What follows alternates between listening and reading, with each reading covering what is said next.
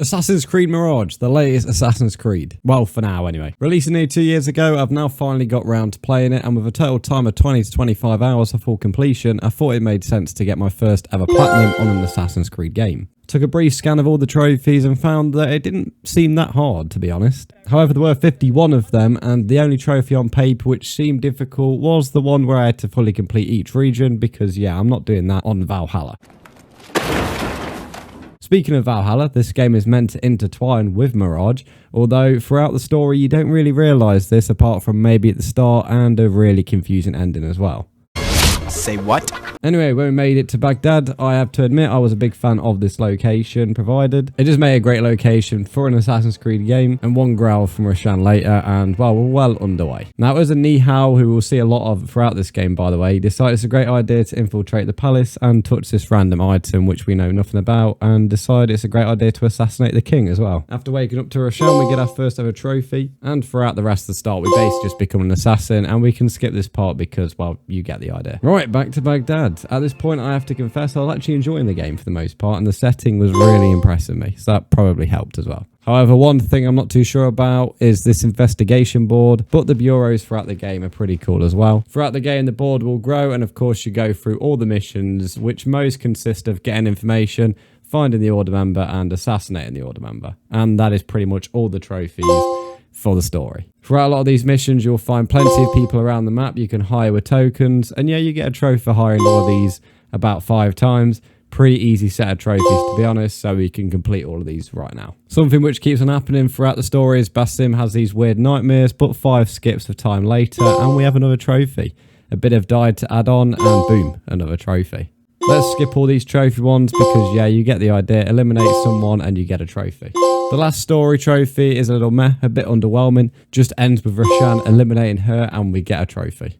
The end of the game sees a return to where we became an assassin, and the boss fight, we actually fight Roshan herself. We then get this weird story ending which I had to search to fully understand, and after watching, I do finally get how this links to Valhalla, but yeah, the whole story was a little bit confusing.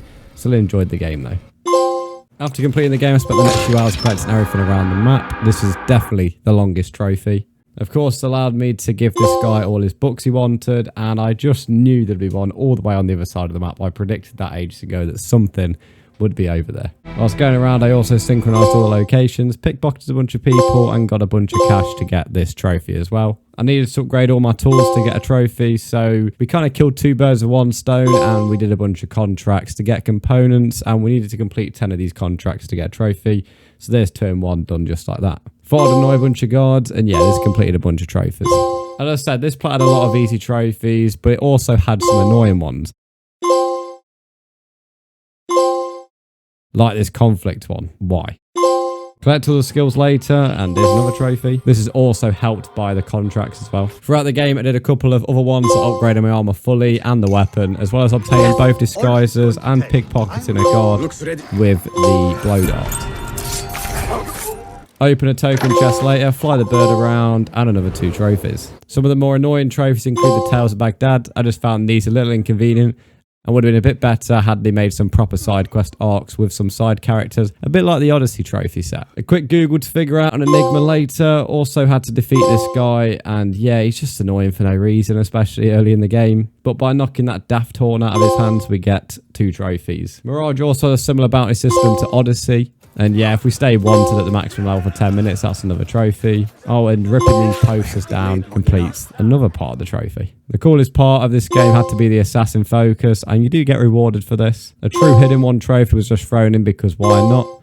And sure, let's throw 5 bodies in the hay to be proper stealthy. Pickpocket a few artifacts, give them to this guy, and we really are on the home stretch. Let's destroy some scaffolding, and there we go. The platinum has been achieved. I did this in just under 24 hours, and honestly, it was quite a smooth plat, which I did enjoy. A vast majority of this time will be used by completing all the regions, but that's easily doable if you like the location. If you did enjoy, please like and subscribe.